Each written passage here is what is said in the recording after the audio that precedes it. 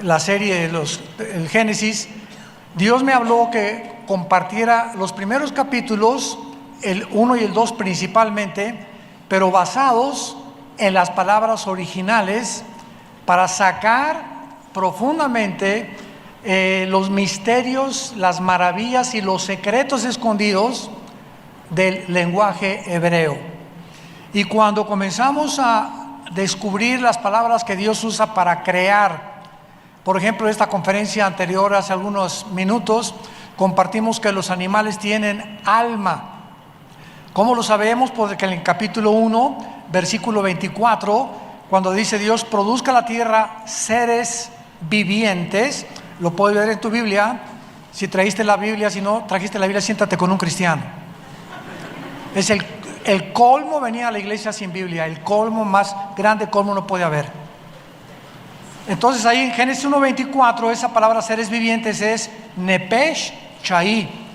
Nepesh, que es la palabra para alma en el hebreo, y Chai, que es la palabra para vivir o para viviente también en el lenguaje hebreo. Entonces así comenzamos a descubrir muchas cosas que al decir la Biblia que los animales tienen alma, nos damos cuenta que se refiere a los sentimientos, a las emociones y a la voluntad. Entonces los perros, los caballos, los delfines, gatos, etcétera, etcétera, muchos animales tienen sentimientos, tienen emociones igual que tú y que yo. Se alegran, se entristecen, sienten, son domesticables, tienen inteligencia, pero la diferencia entre el alma y el espíritu, que vamos a ver más adelante, que tú y yo tenemos, es lo que nos hace diferentes de los animales. Fuera de la revelación bíblica, la investigación científica jamás hubiera podido nunca descubrir qué diferencia al hombre de los animales. Y como no han podido descubrir esto, pues entonces nos ligaron a que venimos nosotros de los animales, que es la barbaridad y la irracionalidad más grande de la mente humana. Profesando ser sabios, dice Romanos 1, 21 y 22, se convirtieron en necios. Y lo más necio es que se sigue enseñando en las universidades, en las preparatorias, cuando la misma investigación científica, genética, fisiológica, química, en la primera y la segunda ley de la termodinámica, etcétera, etcétera, contradicen la teoría de la evolución. Es imposible genéticamente que descendamos de los animales. Muy bien.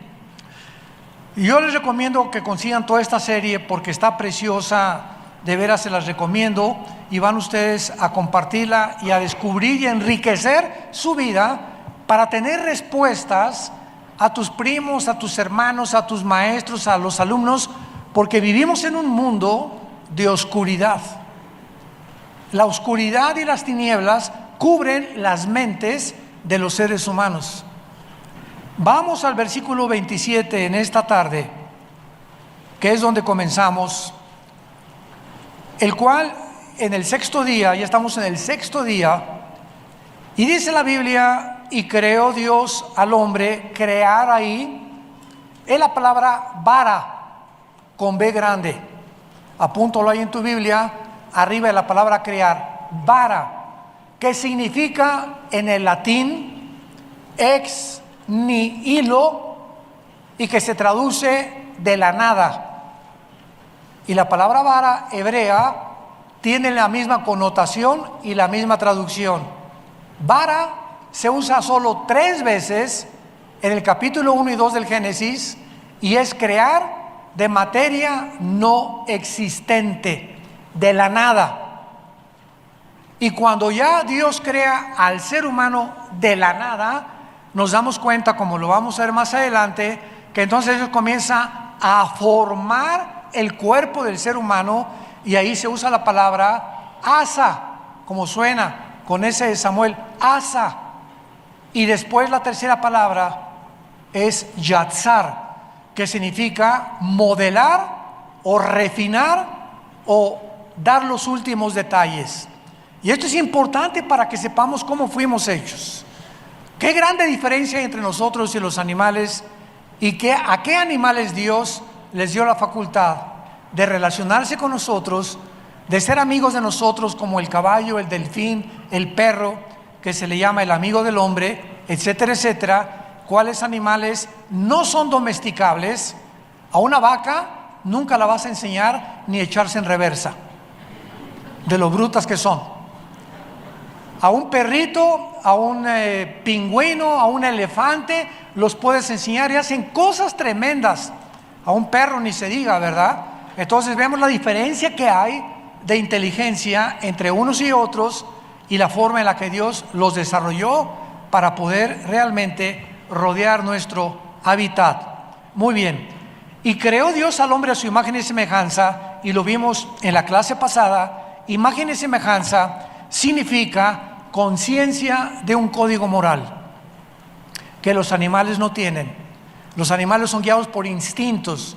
Nosotros sabemos qué es bueno y qué es malo.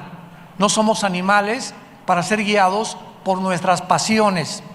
Tenemos la facultad de meter freno. Cuando sabemos que algo está mal, algo nos dice está mal, detente, no lo hagas. No sigas con tu novio que te está haciendo proposiciones indecorosas. No sigas viendo a esa mujer que no es tu esposa, a ese hombre que no es tu esposo. No sigas codiciando ese dinero que te prometen tener sin trabajar, porque tu conciencia te dice que eso no es bueno. Detente. Y cuando tú obedeces tu conciencia, que es el código moral, somos recompensados por Dios. La capacidad de conocer a Dios. Los animales no tienen la capacidad de poder reunirse, los conejitos, y decir: te alabaré, ni los chimpancés, ¿verdad? Ni los caballos, ni los perros, ni nadie.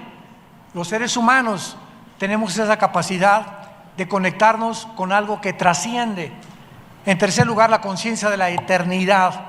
Sabemos que después de la muerte, los egipcios, los hindúes, las civilizaciones más antiguas, sabían que después de esta vida algo había.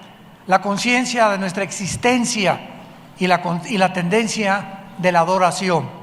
Muy bien. Esto es básicamente por lo cual la Biblia dice que somos creados a la imagen y semejanza de Dios.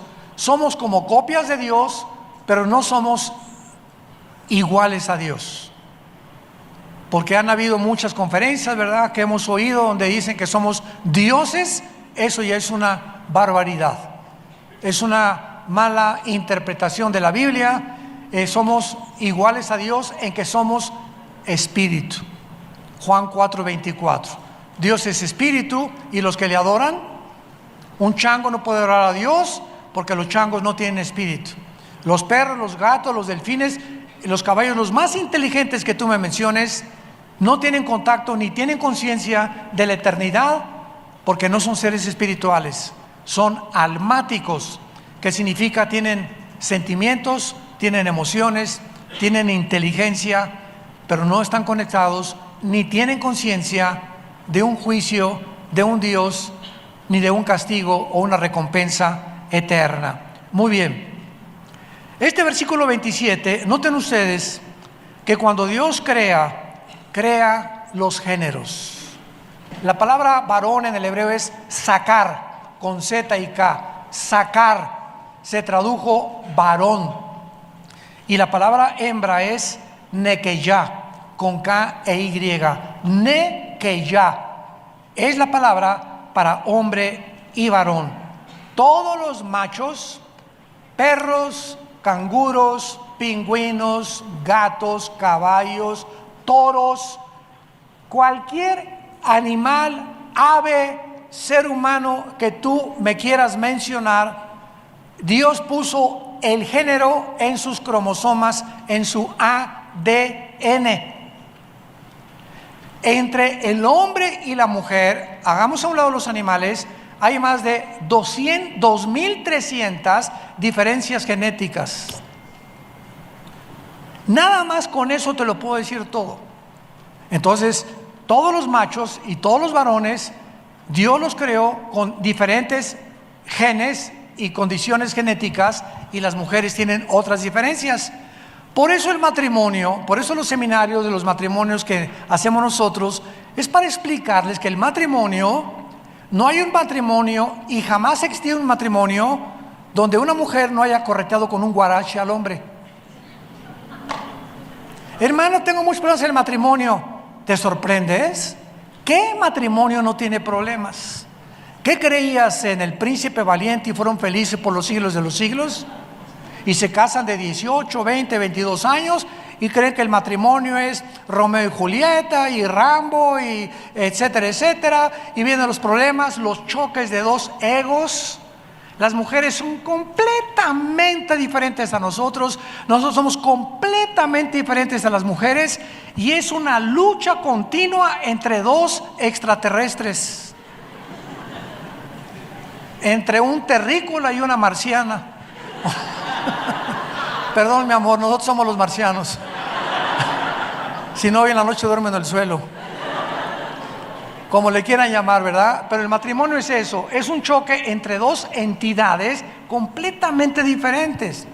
Y todo esto en los seminarios lo tratamos de explicar para que al acabar el seminario tú sepas ya que saliendo del seminario, más te vale cuando su esposa suba al carro, te des la vuelta, corretearle la vuelta al carro y le abras la puerta y permitas que se suba. No, decimos ya para que ella sabe que se sube ella. Otros hasta en la cajuela la traen. Porque esos detalles que a los hombres nos parecen completamente, ¿verdad?, inútiles o superficiales, porque somos diferentes. Y a ellas cuando tú haces eso, porque la mujer fue creada de esta manera, la mujer es romántica, la mujer es detallista, la mujer busca caballeros, busca sentirse protegida, sentirse ser cuidada, sentirse ser amada. Y cuando tú comienzas a entender la naturaleza femenina y crucificas tu macho camacho y comienzas a darte cuenta que el matrimonio es ya no vivir para mí, sino comenzar a buscar cómo es mi esposa y en qué áreas la puedo tener contenta, y ella comienza a buscar las áreas en las que nosotros estamos contentos, el matrimonio crece en la gracia y en el conocimiento de Dios, con la bendición de Jesucristo.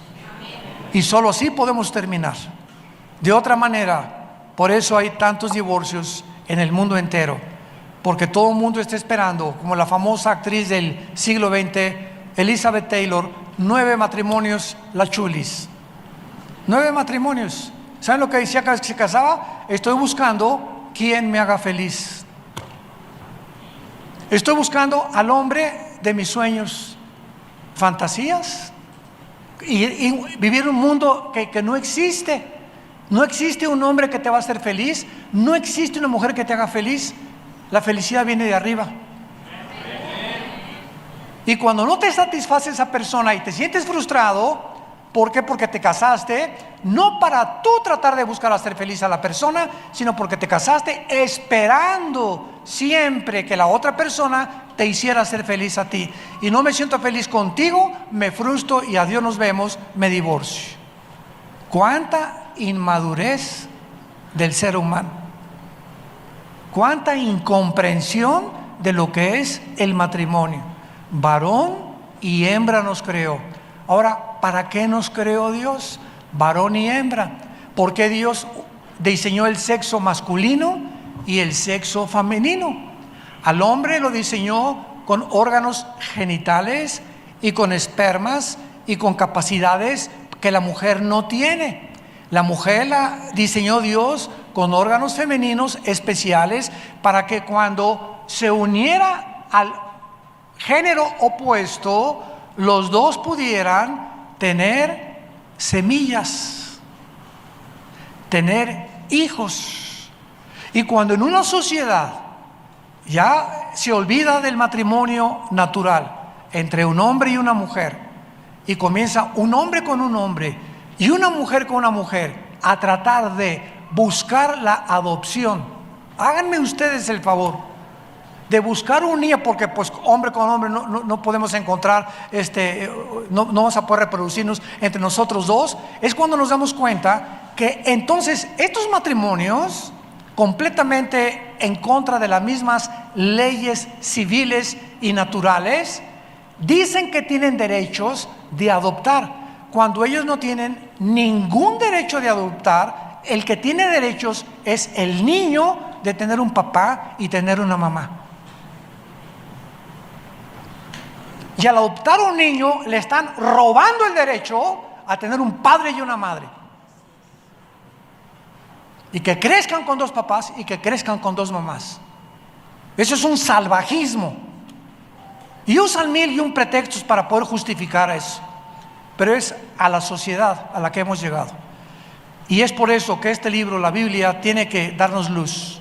No podemos ser arrastrados con la cultura del mundo, ni con las costumbres, ni con la moral del nombre. Somos la familia de Dios. Sean santos porque yo soy santo, dice el Señor. Y la palabra santo significa separados. Salgan de Babilonia, salgan, no físicamente, sino espiritualmente, y yo les bendeciré, dice el Señor. Ahora muy bien, veamos en Malaquías. Es el último libro del Antiguo Testamento.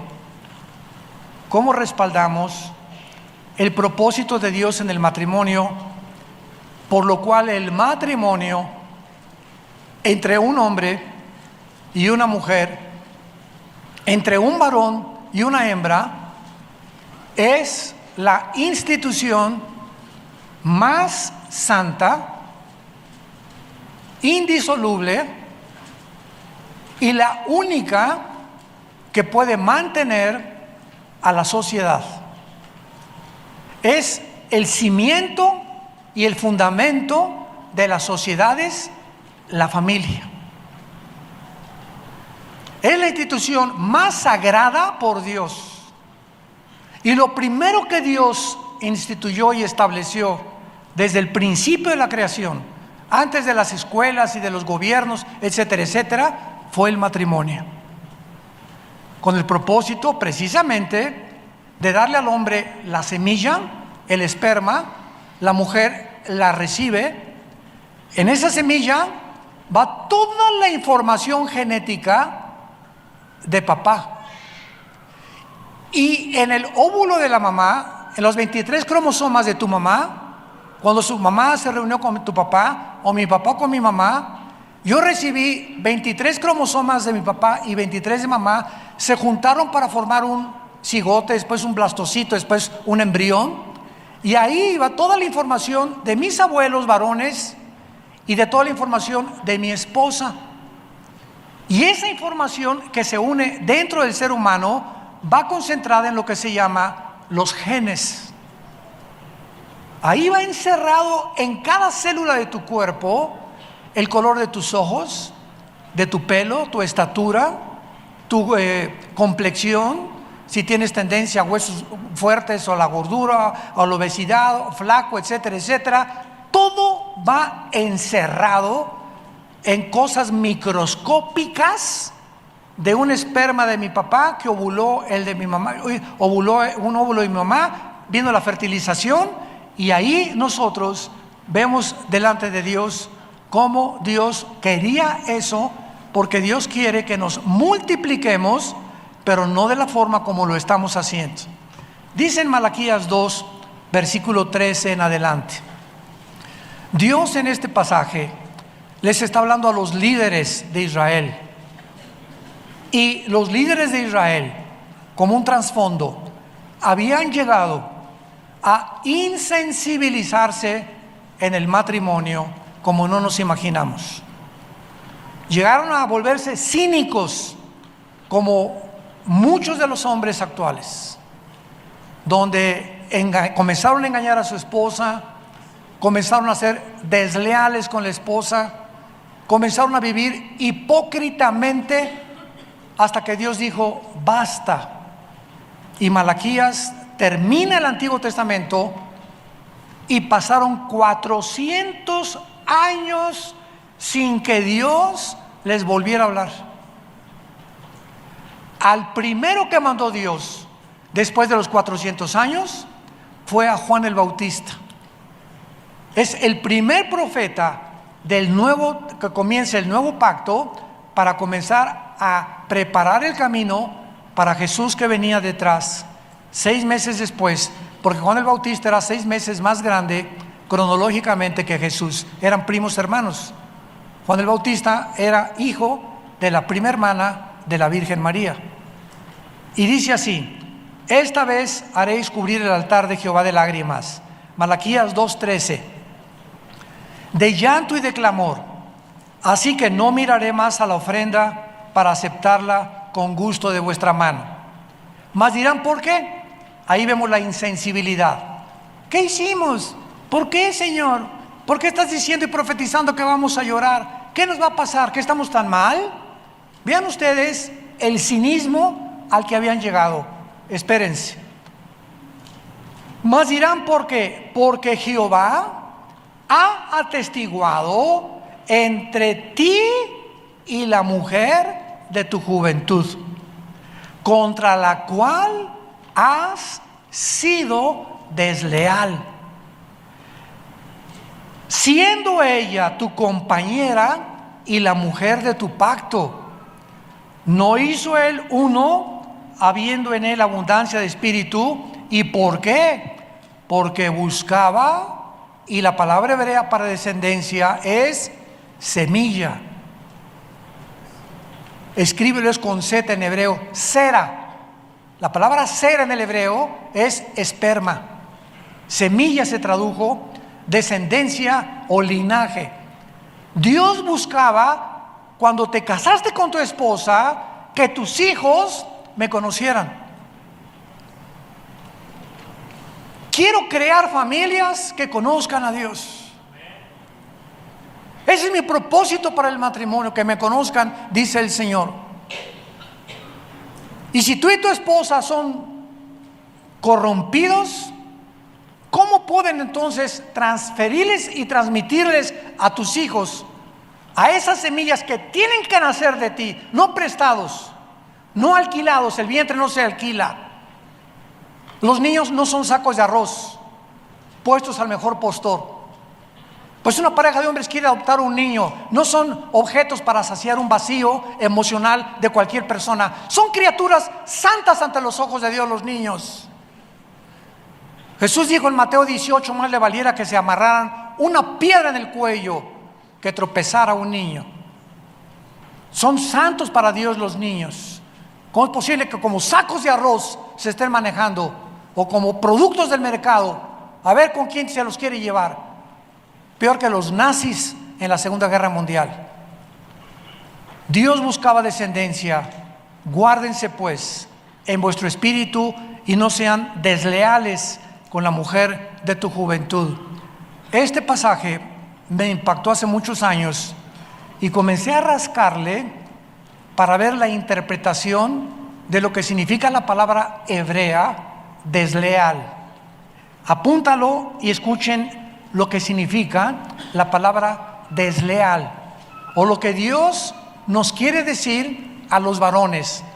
Es la palabra hebrea bagad, B de burro, A de Armando, G de gárgara, H, A de Armando, D de David. Bagad.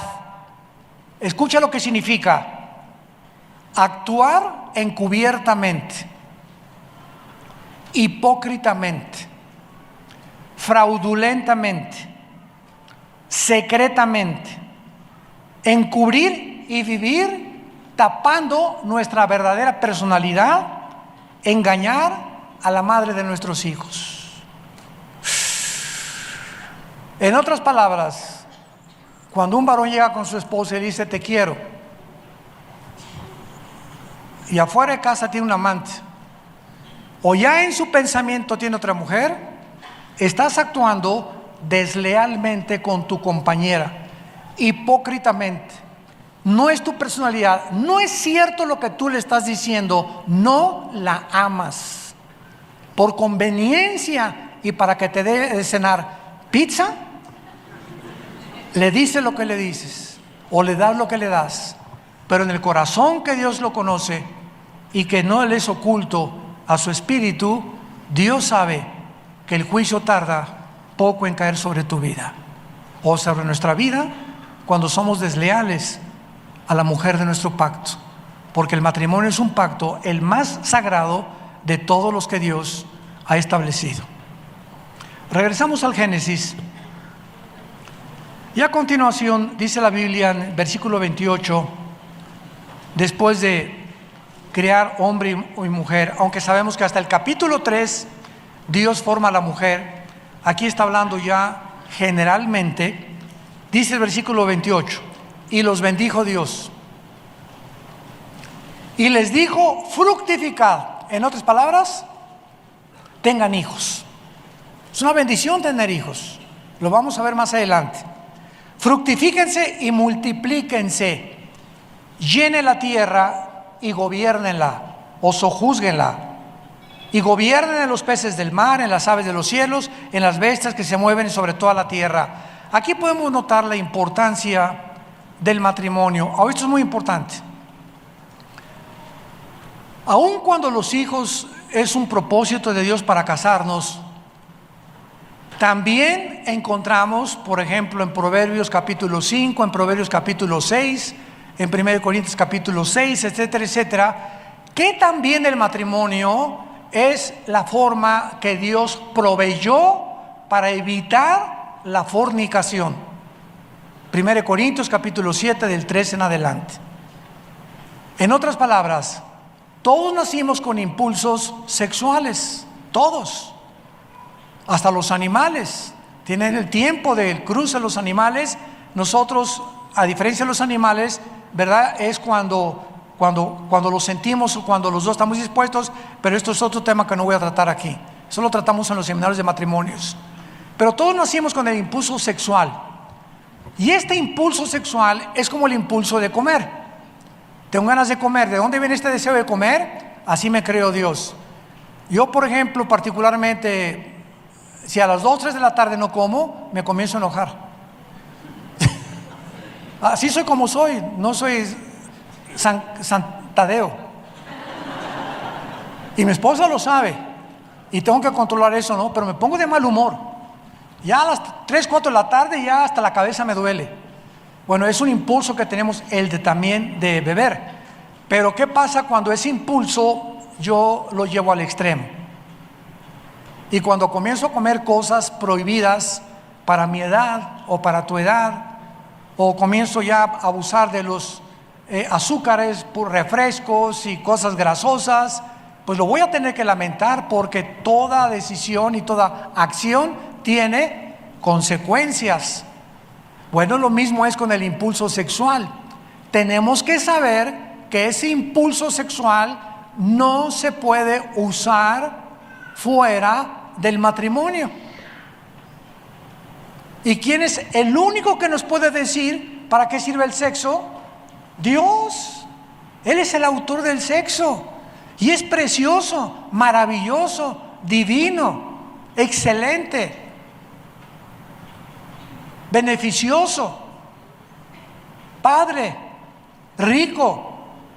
Dale el adjetivo que tú quieras dentro del matrimonio.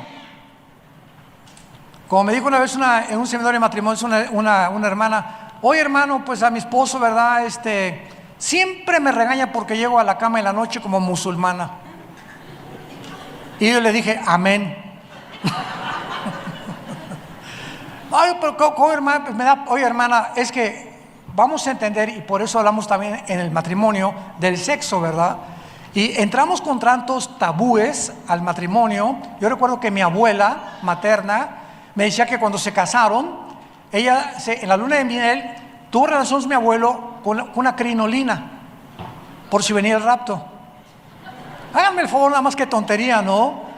Y que qué iba a decir Dios si la veía desnuda con su esposo. O sea, el tabú del sexo era tan así a un extremo que parecía que era algo sucio y prohibido. Pero cuando mi abuela me dijo eso, me di cuenta cuántos prejuicios religiosos y de la sociedad hemos armado alrededor del impulso más bendecido que Dios nos ha dado. Entonces, esta hermana en un seminario me dijo que su esposo le decía que se vestía como musulmana, porque el esposo quería que antes, ¿verdad?, de dormirse, le bailara la danza de los 7 velos. Qué bueno que aquí en la iglesia podemos hablar de todo, ¿verdad? Más vale que hablemos de esto y no haya en la calle y nada de eso. No es santo, está en la Biblia. Y te lo demuestro en Proverbios: gózate con la mujer de tu juventud como sierva amada y graciosa gacela, y en sus caricias deleítate, grita ajúa. Ay, hermano, así es. Y cuando estamos mi esposa y yo y dos parejas de casados, hasta los ángeles del cielo dicen alabío, alabao, alabim bomba. Para romper con fariseísmos y legalismos y religiosidad. El sexo es precioso, hermoso, y dentro del matrimonio, si quieres disfrazarte de Rambo y aventarte desde la lámpara a tu cama, hazlo, no hay ningún problema. Si quieren corretear con cojines, háganlo. Que te quiere bailar de la danza, pero está medio gordita, que te vale entonces el cha-cha-cha.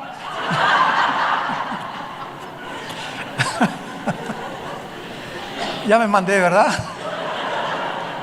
No, todo esto es hermoso. Entonces, la Biblia nos muestra que Dios, como el autor del sexo, nos prohíbe usarlo fuera del matrimonio. Y esto, la experiencia nos los ha mostrado a través de los años. Todos los muchachos que tienen relaciones antes de casarse, y tú te embarazas, muchacha que me escuchas, lo vas a lamentar. Vas a tal vez dejar tus estudios, un estigma en la sociedad, problemas con tus papás, con tus amigos, con tus hermanos, con tus hermanas. Él a lo mejor va a tener que meter, si te quiere de veras, dejar de estudiar y meterse a trabajar para comenzar a darle comer al bebé que van a hacer. En fin, frustración, vergüenza, rechazo, desilusiones por usar algo precioso, santo, antes del matrimonio. Y ya estando casados, si te metes con otra mujer que no es tu esposa u otro hombre, se llama fornicar y adulterio. Y Dios lo castiga. Proverbios 6:32. El que comete adulterio es falto de entendimiento, heridas y vergüenza hallará. ¿Por qué andarás ciego con la mujer extraña? Dice el Señor en Proverbios 6. Porque los caminos del hombre están delante de Jehová, y Él te va a pagar, nos va a pagar conforme a las veredas que nosotros queramos caminar. Dios nos ha dado una esposa para ser fieles hasta la muerte con ella. Y no te imaginas la bendición tan grande de la fidelidad. Entonces, esto es importante cuando Dios dice: fructifiquen y multiplíquense. Veamos más confirmaciones en el Salmo 127, que la mayoría de ustedes se lo saben de memoria, ¿o no? O nada más Juan 3:16. Salmo 127, versículo 3. He aquí, herencia de Jehová son los hijos, cosa de estima el fruto del vientre. Como saetas en mano del valiente, así son los hijos habidos en la juventud. Bienaventurado el hombre que llenó su aljaba de ellos, no será avergonzado cuando hablare con los enemigos en la puerta. La Biblia nos muestra que los hijos son una bendición, habidos dentro de un matrimonio. Cuando han habido fuera del matrimonio y tú no eras cristiano, Dios te perdona. Va a haber una cosecha y algo que recoger, pero esos hijos pueden ser restaurados a la comunión con el Hijo de Dios. Pero Dios bendice y Dios anhela los hijos en un matrimonio. Un problema que tenemos actualmente relacionado con esto, vean lo práctico de la Biblia, santos de Dios, para todas las áreas que estamos viviendo. Y llegan los muchachos que se acaban de casar, de 20, menos de 25 años. Oigan, ¿a qué edad se casaron? Pues cuando yo tenía 20 y ella pues 18 o 15. ¿Cuánto llevan de casados? 5 años. Y los hijos nos estamos esperando. ¿Qué? Nos estamos esperando, pastor. ¿Cómo que están esperando? Pues sí, estamos conociéndonos y espérame tantito. Dios bendice el matrimonio. Y más vale, como lo dice aquí, que los tengamos jóvenes. Porque mientras más jóvenes los tenemos, más oportunidad tenemos de mejor educarlos. Y no cuando tengas tú 40 o 50 años o 60 años de edad, sobre todo los varones, ¿verdad? Porque la mujer hasta los 40, ya después de los 40 la mujer es muy peligroso que sea madre, muy peligroso, aunque hay excepciones desde luego. Pero los muchachos deben de saber esto, ¿verdad? Y les preguntamos nosotros, oye, ¿qué están haciendo para no tener hijos? Pues está tomando pastillas mi esposa, y está demostrado ginecológicamente, muchachitas o jóvenes casados, que después de 3 o 4 años de tomar pastillas anticonceptivas, tienes un 50 o 60% de probabilidades de esterilidad. Se te va a dificultar el tener hijos después. Entonces, ¿cuál es la mejor opción? Ok, 1 año, 2 años está bien, pero ya 3, 4, 5, 6 años sin tener hijos porque no los quieren tener, no saben ni para qué se casaron. Matrimonios o egoístas, o quieren vivir para ellos y seguir divirtiéndose ellos, y ven a los hijos futuros como una carga, sin entender que se casaron por su inmadurez, y no entender que la responsabilidad del matrimonio es precisamente la madurez. O te casaste con una chava muy joven o con un muchacho inmaduro a los 23, 25 años de edad. Las mujeres generalmente maduran después de los 18, 20. Los hombres hasta el 30. No es hasta los 30 años más o menos que el varón comienza a madurar. Aunque claro que hay excepciones, ¿verdad? Y la mujer regularmente, pues ya a los 20, 21 y 22, a un muchacho de más o menos su misma edad, le da las 3 las malas, lo cuelga, lo exprime y lo remoja. Porque la mujer es mucho más madura que el varón. Ya las muchachas de 12, 13 años ya se andan pintando las pestañitas, ya como maripositas así, ¿verdad? Y nosotros a los 17, 18 años de edad jugando al trompo, a la matatena, pasan por ahí y ¡ay, Pepe! Y les hacemos así, ¿verdad? Bye, que te vaya muy bien. Y las muchachas así es la vida, ¿verdad? Somos más mensotes nosotros y más tardados en madurar. Muy bien. Dios, pues, en penúltimo lugar, los bendice, y dice el versículo 20 y 29 de Génesis capítulo 1, para regresar a nuestro estudio. Y dijo Dios: he aquí les he dado toda planta que da semilla, que está sobre la tierra, todo árbol en que hay fruto y que da semilla, os serán para comer. Y a toda bestia de la tierra, y a todas las aves de los cielos, y a todo lo que se arrastra sobre la tierra en que hay vida, toda planta verde es y le será para comer. Y fue así. Este es el punto en el que el ser humano tenía que ser vegetariano. Tenía que ser vegetariano por razones obvias, pues comer alimentándose de animales requería matar animales, y el pecado no había entrado todavía. Los leones no eran feroces, ¿verdad? Ni los peces ni los tiburones en el mar, en fin, no había la maldad. Las rosas no tenían espinas, los reptiles no tenían veneno, las arañas no tenían veneno. No había lo que vino como resultado de la genética caída del ser humano. La muerte física vino hasta después del capítulo 3 del Génesis, cuando Adán y Eva se rebelaron en contra de Dios. Cuando Dios hizo al ser humano y a los animales y aves, los hizo vegetarianos. Los dinosaurios eran vegetarianos, los elefantes siguen siendo herbívoros, los leones mantenidos en cautividad, se ha demostrado que se pueden mantener con dieta vegetariana. Pero después de la caída del ser humano, se nos revela claramente. Vamos a Génesis 3:14, y dice la Biblia: y Jehová dijo a la serpiente: maldita serás entre las bestias y entre todos los animales del campo, sobre tu pecho andarás y polvo comerás todos los días de tu vida. Vemos aquí de qué forma tan tremenda se matarían ahora animales para alimentarse y surgiría la ferocidad. Pero después del diluvio, vayamos a Génesis 9, se nos permite comer carne después del diluvio. Dice el versículo 2, Génesis 9, el temor y el miedo de ustedes estará sobre todo animal de la tierra, sobre toda ave de los cielos, en todo lo que se mueva sobre la tierra y en todos los peces del mar, en vuestra mano son entregados. Todo lo que se mueve y vive os será para mantenimiento, así como las legumbres y plantas verdes, os lo he dado todo. Pero carne con su vida, que es su sangre, no comeréis.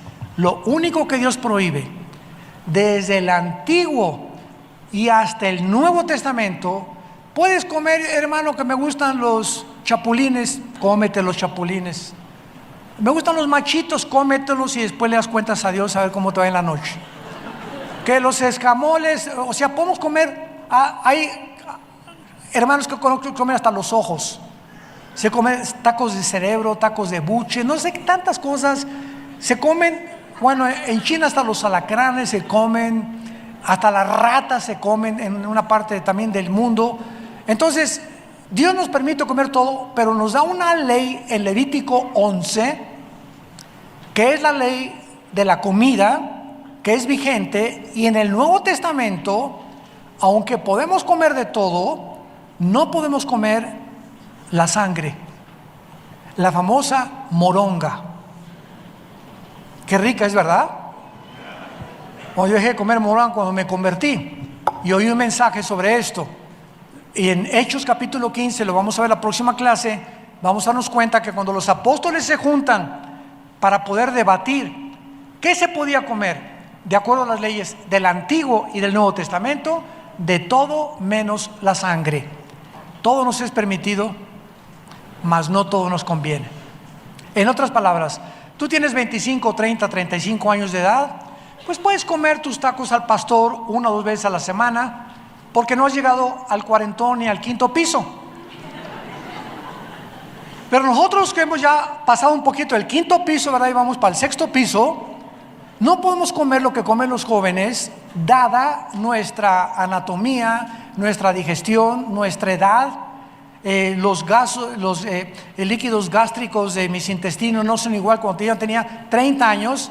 Entonces, no es pecado que me coma el puerco y que me coma un taco al pastor, no es pecado. Dice en Timoteo, todo con la oración es santificado. La pregunta ya no es si es pecado, la pregunta es si me conviene. Entonces, ese principio nos deja Dios. Tu conciencia te va a decir si te conviene. Tienes colesterol alto y comes tacos al pastor, estás pecando. ¿Por qué? Porque tú sabes que tienes tu colesterol alto y tus triglicéridos altos y comes las cosas que tú sabes que te van a subir más y te van a enfermar. Eso es pecar contra el templo del Espíritu Santo. Pero si yo sé que mi colesterol alto a los 60, 65 años de edad está más o menos normal y mi glucosa no pasa de 100, 115, una cosa así, igual que los triglicéridos, me puedo dar el domingo el lujo de comer un pastel de queso con una cereza arriba y una bola de vainilla arriba, y el lunes y el martes la penitencia. El lunes, el martes y el miércoles la penitencia. El lunes, martes y miércoles nada de postre, ya toda esa semana voy a correr, mucha agua, etcétera, etcétera, y todo con moderación. Sabemos cada quien lo que podemos y lo que no podemos comer. No nos hagamos tontos. Entonces quiero que ustedes entiendan eso. Ahora se puede comer de todo, depende de tu edad. Ahora si ya tienes un 70 al séptimo piso, octavo piso, y le entras, ¿verdad?, a los tacos al pastor 3 veces a la semana y chicharrón, etcétera, etcétera, después los del quinto, sexto piso, estás atentando contra tu salud. Porque tarde o temprano el colesterol te va a subir, las arterias se van a cerrar y vas a tener ataques al miocardio o ataques al corazón. O una diabetes, ¿verdad? O una diabetes 1 o diabetes 2 o prediabetes, que son muy peligrosas, y solo porque no quieres tener freno al apetito que tú debes de tener y que debes tú de frenar. Veamos nosotros, por ejemplo, en Romanos 14, para terminar, las leyes que el apóstol Pablo nos da para la comida también. Hasta para eso tenemos la Biblia. Dice Romanos 14: reciban al débil en la fe, pero no para contender sobre opiniones. ¿Qué quiere decir Pablo?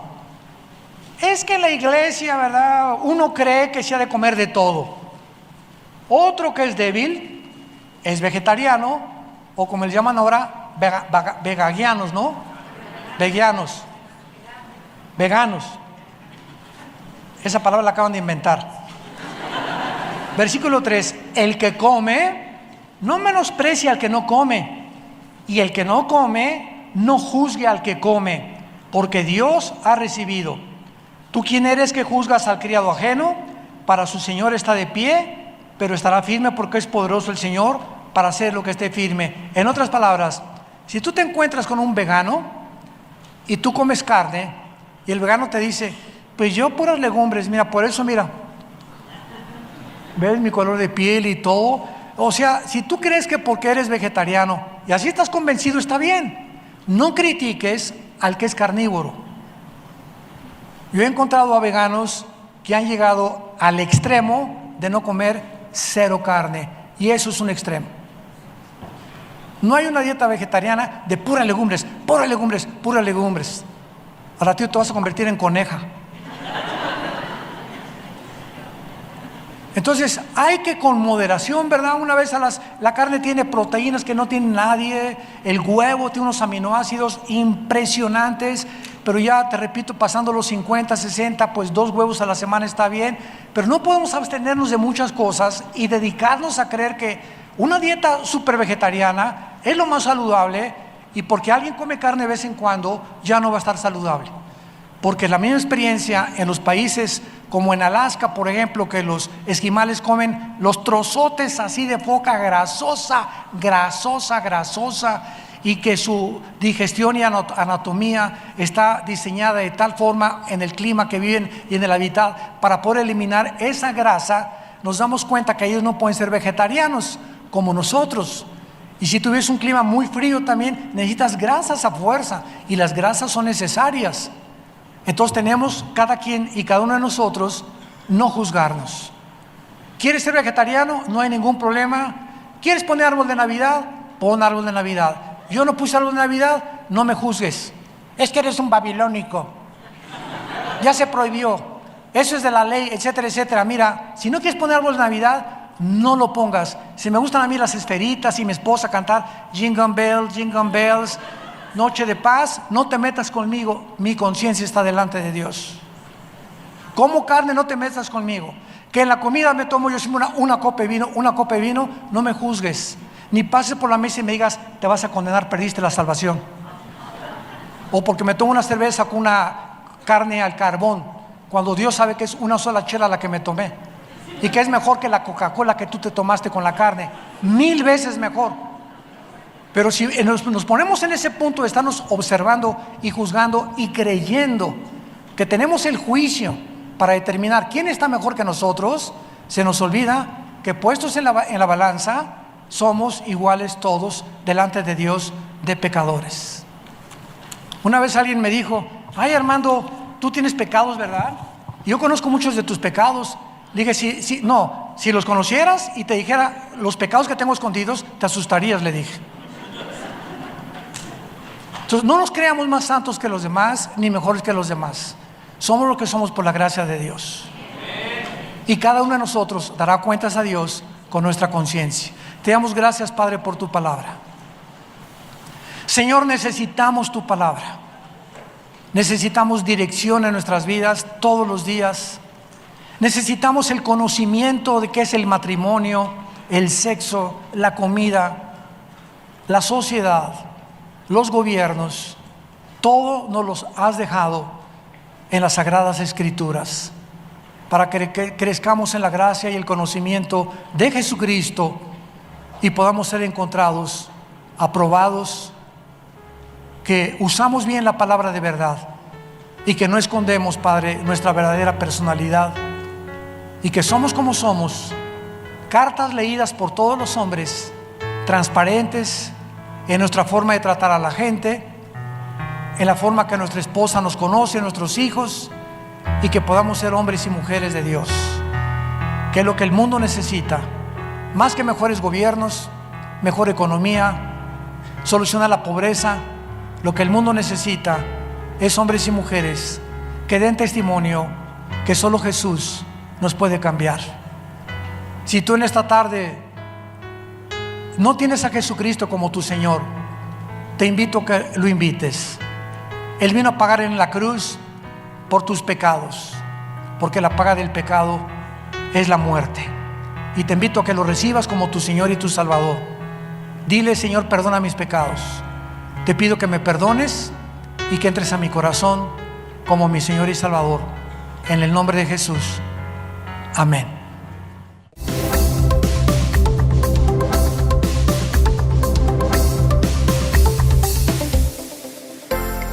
Vida Nueva para el Mundo se sostiene y propaga el mensaje de salvación